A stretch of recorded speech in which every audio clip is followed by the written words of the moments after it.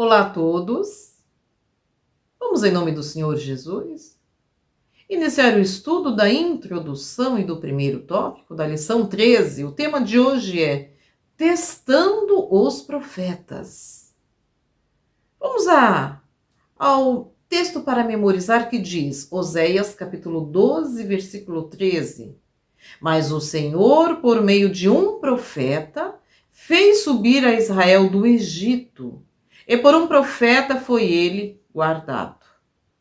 Pensamento central, Testemunhos para a Igreja, volume 4, página 69.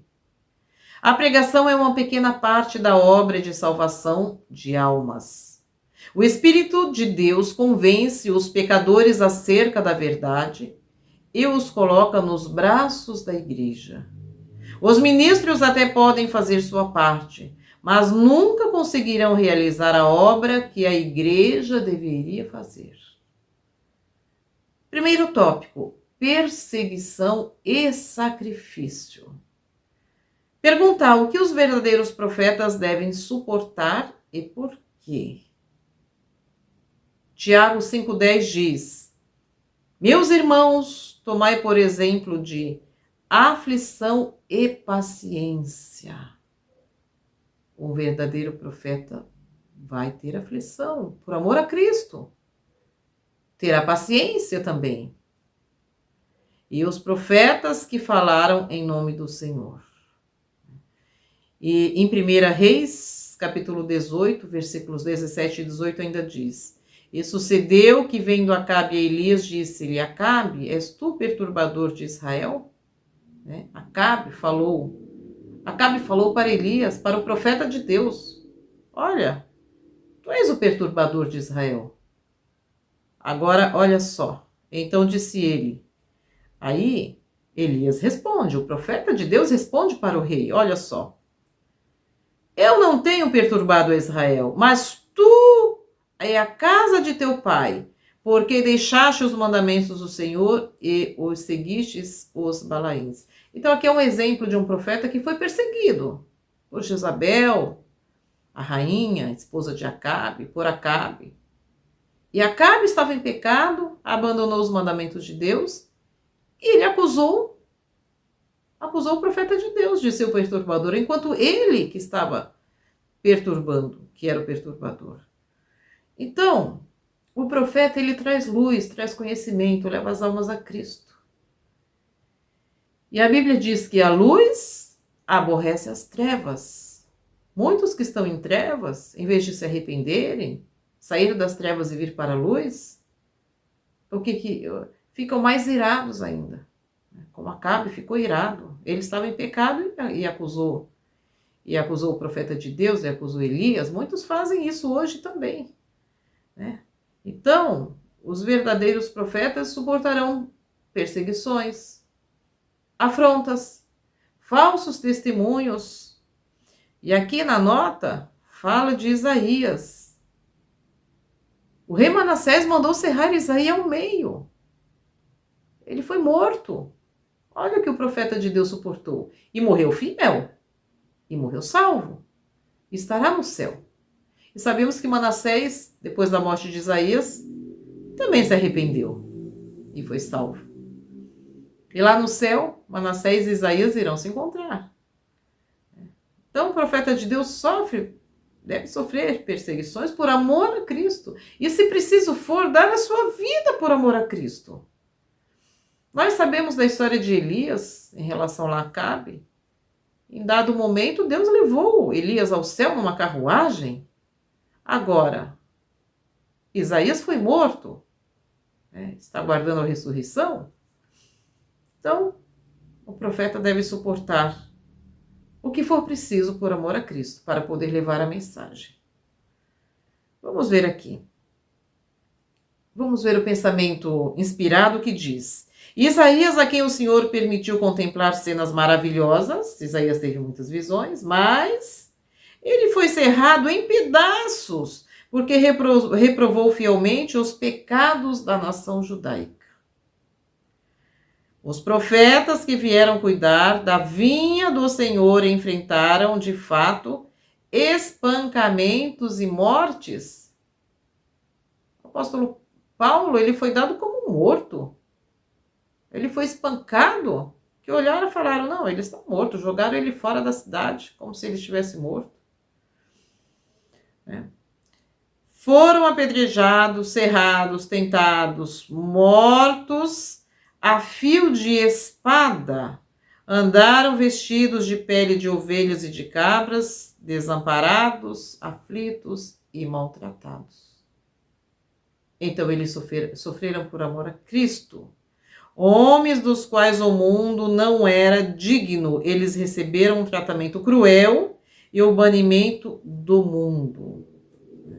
E a segunda parte, por quê? Por amor a Cristo. Por amor. Vamos ver a pergunta B. O que confirma a existência de verdadeiros profetas até o fim dos tempos e como devemos testá-los? Aqui em Mateus capítulo 7, a partir do versículo 15, fala: acautelai-vos, porém, dos falsos profetas. Então entendemos assim: se existem os falsos profetas, existem os verdadeiros, porque aqui a pergunta diz: o que confirma a existência de verdadeiros? Se existe uma nota falsa de R$100, é porque paralelamente existe a nota verdadeira. E nós temos que saber qual é a falsa, precisamos reconhecer a falsa da verdadeira para não sermos enganados. Então aqui, ó, os falsos profetas, que vêm até vós vestido como ovelhas, mas interiormente são lobos devoradores, mas pelos seus frutos conhecereis, né? E lá no versículo 19 confirma novamente, fala dos frutos. Toda árvore que não dá bom fruto, corta-se e lança-se no fogo. Portanto, pelos seus frutos os conhecereis. Então, há os profetas verdadeiros, porque vêm os falsos tentando imitar os verdadeiros. Uma nota falsa, ela tenta imitar uma nota de R$100 verdadeira. Os falsos profetas, eles tentam imitar os verdadeiros, mas pelos seus frutos conhecereis. E ainda em 1 João 2,4 diz: aquele que diz eu conheço e não guarda os seus mandamentos é mentiroso e nele não está a verdade. Ah, você é um profeta de Deus? Você guarda os mandamentos de Deus? É uma forma também de reconhecer. E a segunda parte diz: e como devemos testá-los? Pelos frutos. Observa se guarda os mandamentos, se tem conhecimento das Escrituras. Vamos ver aqui a pergunta C. Por que um verdadeiro profeta é uma bênção para a igreja? Deus envia seus profetas para advertir, para trazer conhecimento, para levar a reflexão, para levar o povo a Cristo, a ter uma experiência pessoal com Deus, né? Trazer profecias. E por que é uma bênção? Vamos ver lá em Efésios capítulo 4, versos 8 e de 11 a 16, que diz: pelo que diz, subindo ao alto, levou o cativo ao cativeiro e deu os dons aos homens. Então Deus dá dons aos homens e dá o dom de profecia também. E ele mesmo deu uns para apóstolos e outros para profetas. Deus mesmo, então, que está falando, Efésios. Para outros Deus deu o dom da profecia, né? E outros para evangelistas, e outros para pastores e doutores, querendo o aperfeiçoamento dos santos para a obra do ministério. Olha só, a bênção, aqui respondendo a pergunta, por que é uma bênção? Para o aperfeiçoamento dos santos, para a obra do ministério de Cristo, né? Para a edificação do corpo de Cristo, a igreja é o corpo de Cristo, até que todos cheguem à unidade da fé e ao conhecimento do Filho de Deus, né? A varão perfeito à medida da estatura completa de Cristo.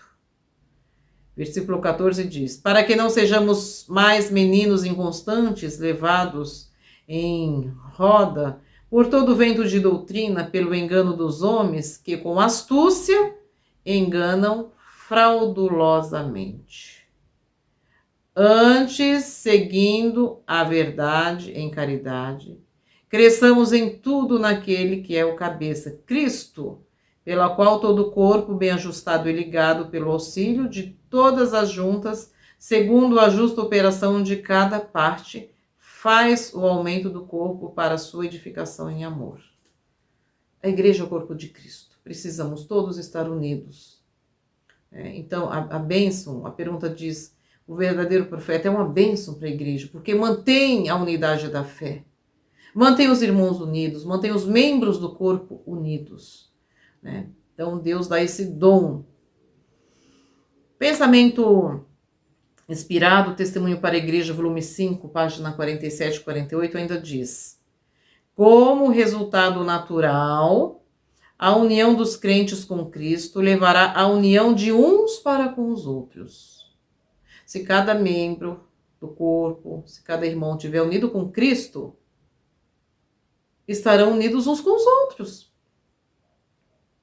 João 13, 34 e 35. E nisto conhecereis que sois meus discípulos, se vos amardes uns aos outros. Se você está com Cristo, você vai amar os seus irmãos. E vai amar até seus inimigos também.